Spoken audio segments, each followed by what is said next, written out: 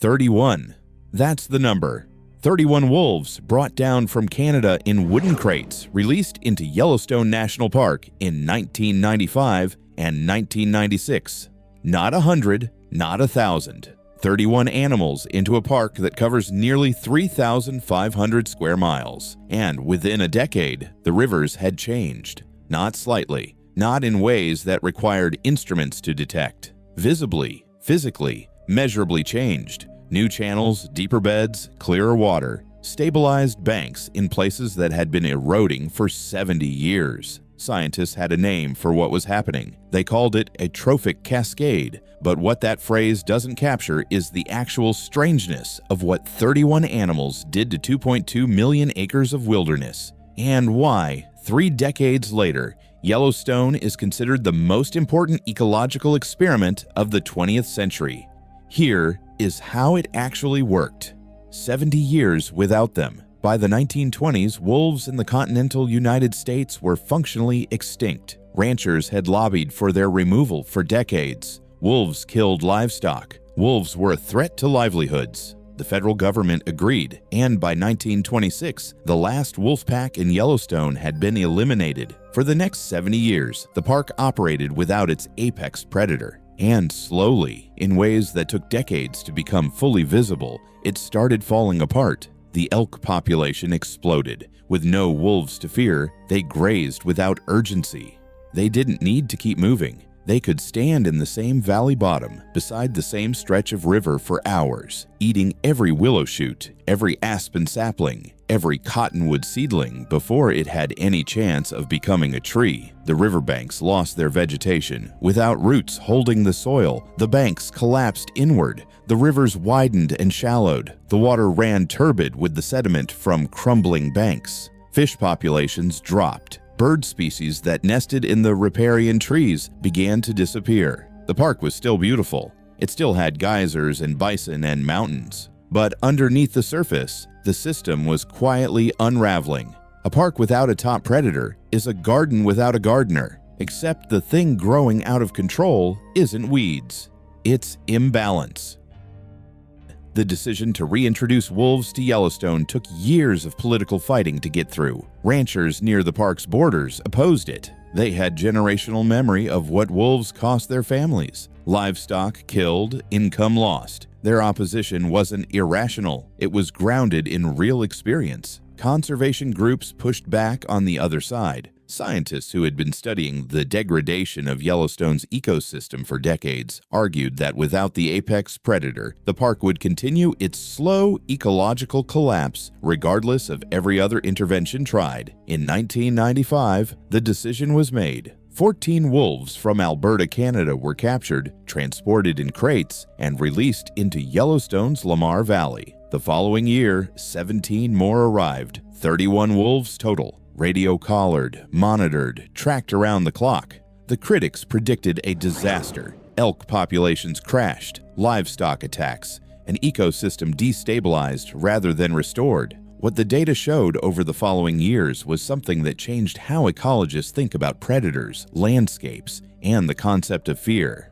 The ecology of fear. The first thing that changed wasn't the number of elk, it was where they stood. Within months of the wolves' arrival, elk behavior shifted in a way that no cull, no hunting program, no human management strategy had ever achieved. The elk stopped lingering in the open valley bottoms and along the riverbanks, the places where wolves could approach from multiple directions with no warning. They moved to higher ground, to the edges, to places with better sightlines. Ecologists named this the landscape of fear.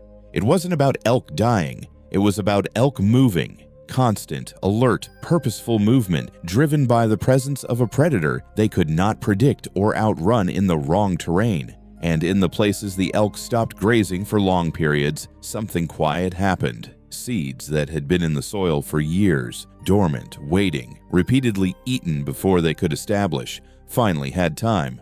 Willow shoots emerged along the riverbanks. Aspen saplings reached heights they hadn't reached in decades. Cottonwood stands came back to stretches of river that had been bare for a generation. The wolves hadn't planted a single tree. They had simply made the elk too nervous to eat them. How the wolves changed the rivers. Here is where the story becomes genuinely strange. As the willows and aspens returned to the riverbanks, their root systems began doing the one thing that 7 decades of erosion had removed from those banks: holding.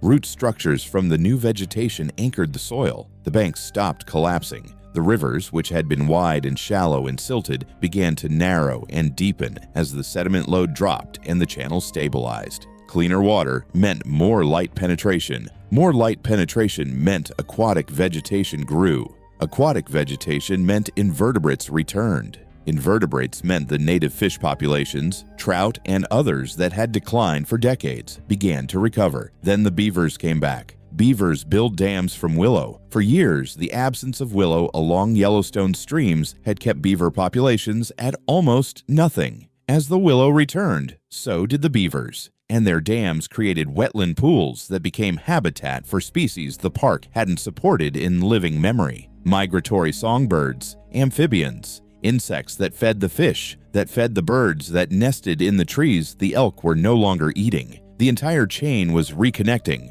one link at a time, and the rivers, the physical channels of water running through the park, had measurably changed course and character in multiple documented locations. 31 wolves had, through a chain of behavioral and biological consequences that no single model had fully predicted, altered the hydrology of a national park. What it actually means. The Yellowstone wolf reintroduction has been simplified into a clean narrative that travels well on the internet. Wolves change the rivers. That version is everywhere. It's compelling. It's technically defensible. But the scientists who actually ran the studies are more careful with the language, and their precision is worth understanding. The wolves did not directly change the rivers. What they did was change the behavior of an animal, which changed the distribution of vegetation, which changed the stability of soil, which changed the structure of river channels, which changed the hydrology of the watershed. 5 causal steps, each one documented, each one dependent on the one before it. The reason this matters is not to complicate a good story. It's because the complication is the point. If one apex predator, reintroduced in a number smaller than the student body of most high schools, can set off a cascade with 5 documented steps that physically reshapes a landscape over the course of a decade, then the removal of predators from ecosystems around the world is not a contained problem. It is a slow-motion disaster playing out at a scale we are only beginning to measure. Yellowstone gave scientists a controlled environment to watch the whole cascade in real time, and what they saw has changed the fundamental framework for how conservation operates globally. 3 decades after the 1995 release, the Yellowstone wolf population has grown to over 100 animals across multiple packs. The Lamar Valley, the first release site, looks different than it did in 1994. Not transformed overnight, not a nature documentary fantasy of pristine wilderness, but measurably, documentably different. More vegetation, more stable waterways, more species present than at any point in the 20th century. The people who opposed the reintroduction weren't wrong about the complications. Wolves have killed livestock outside the park boundaries. Compensation programs exist. The tension between ranchers and conservationists is ongoing and real, but the ecological data from 3 decades of monitoring is not contested. 31 animals changed the behavior of thousands. The behavior of thousands changed the landscape of millions of acres. The landscape change altered waterways, habitats, and species distributions in ways that are still being mapped. The lesson Yellowstone keeps teaching is not that wolves are magic. It's that every ecosystem has a missing piece, and that the absence of that piece, quiet, gradual, easy to ignore, costs more than most of us will ever calculate. In 1995, someone put the piece back, and the system remembered exactly what to do with it.